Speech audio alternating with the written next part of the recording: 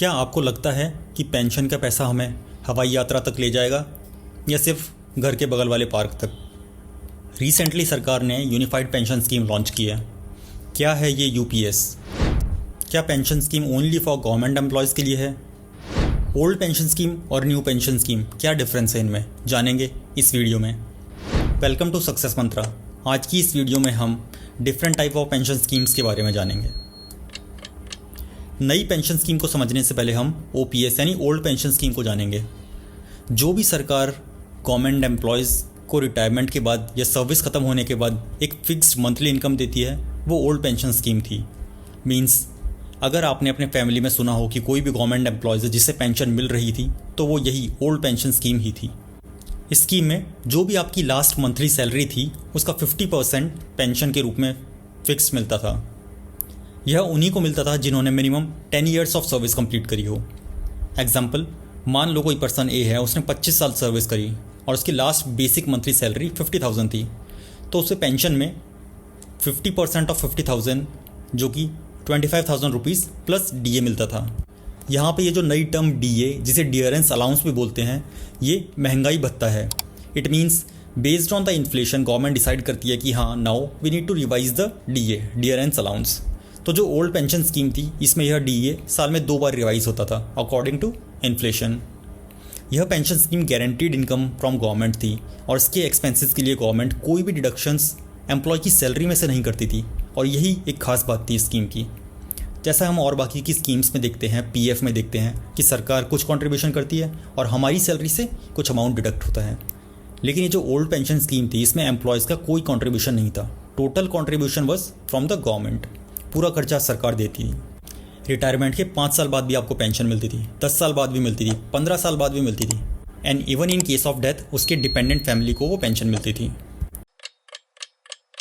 अब 2004 में क्या हुआ, एनडीए की गवर्नमेंट आई और उसने कहा ये जो ओल्ड पेंशन स्कीम ओपीएस है, इसकी जगह हम एक नई पेंशन स्कीम लाएंगे जिसे न्यू पेंशन स्कीम एनपीएस बोला गया, और इसे लागू करेंगे।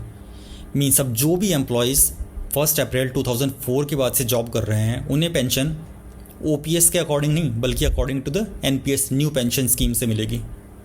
ये एनपीएस स्कीम वॉलंटरी कर दी गई। मीन्स इसमें if you want you can invest and only if you invest you will get the pension, ऐसा कर दिया गया। अब जैसा ओल्ड पेंशन स्कीम में था, उसमें एम्प्लॉय अपने सैलरी से कोई भी अमाउंट डिडक्ट नहीं करता था, सारा कॉन्ट्रीब्यूशन सरकार का था पेंशन में। लेकिन इसमें ये चेंज कर दिया गया, जो भी एम्प्लॉय की बेसिक सैलरी है उसका 10% एम्प्लॉय कंट्रीब्यूट करता था और 14% सरकार अपनी ओर से देती थी। मान लो कोई पर्सन ए है, उसकी बेस सैलरी 50,000 है, तो 50,000 का 10% यानी 5,000 रुपीज़ एनपीएस में जमा एम्प्लॉय करेगा, एंड उसी 50,000 का 14% यानी 7,000 रुपीज़ जमा सरकार करेगी। तो टोटल कंट्रीब्यूशन 12,000 पर मंथ हो गया, यानी एक साल में 1,44,000 का इन्वेस्टमेंट। अब एनपीएस का जो पैसा है ये बाज़ार में इन्वेस्ट होता था, तो जो भी रिटायरमेंट के बाद पेंशन का जो टोटल कॉर्पस, टोटल अमाउंट है, वो फिक्स नहीं था। It obviously depends on the market returns. और इस एनपीएस में ऐसा था कि रिटायरमेंट के बाद you can withdraw 60% of the amount in one installment, और उसके बाद जो भी 40% अमाउंट बचा उससे फिक्स्ड पेंशन तय होती थी। अब इस स्कीम में एक बहुत बड़ा चेंज यही था कि this was made even for private employees. Government employees के साथ साथ प्राइवेट एम्प्लॉयज़ भी इसमें इन्वेस्ट कर सकते थे। अब हम यूपीएस यूनिफाइड पेंशन स्कीम की बात करते हैं। इसमें गवर्नमेंट ने कुछ फीचर्स ओल्ड पेंशन स्कीम के और कुछ फीचर्स न्यू पेंशन स्कीम के मिलाए, और जिसे नाम दिया गया यूनिफाइड पेंशन स्कीम। जैसे old pension scheme government employees के लिए थी, वैसे ही ये जो यूपीएस है, this is only for government employees.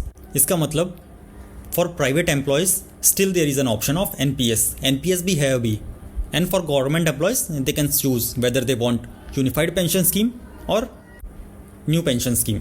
अब ये जो न्यू पेंशन स्कीम है, इस पेंशन में जो भी आपकी लास्ट बेसिक सैलरी थी उसका 50% अमाउंट एज अ पेंशन मिलेगा, only if you have completed 25 years of service. इसमें minimum requirement 10 years of service है। अगर आपने 25 ईयर्स से कम एंड 10 ईयर्स से ज़्यादा सर्विस की है, then you will get a proportionate amount as a pension. इस स्कीम में भी एम्प्लॉय का कंट्रीब्यूशन होगा जो कि 10% ही होगा, बट सरकार का कंट्रीब्यूशन बढ़ाकर 18.5% कर दिया गया।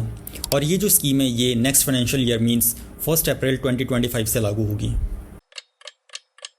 अगर हम इन तीनों को कंपेयर करें तो हम देख सकते हैं कि ओनली जो NPS थी new pension scheme that was for government as well as private employees, और ये जो न्यू पेंशन स्कीम है इसमें गवर्नमेंट एम्प्लॉयज़ सेलेक्ट कर सकते हैं।